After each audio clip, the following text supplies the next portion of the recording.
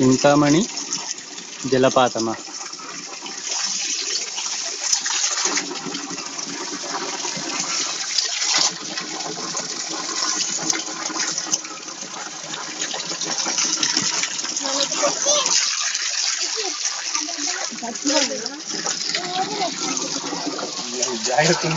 Video తీస్తున్నా, ఒక్క నిమిషం.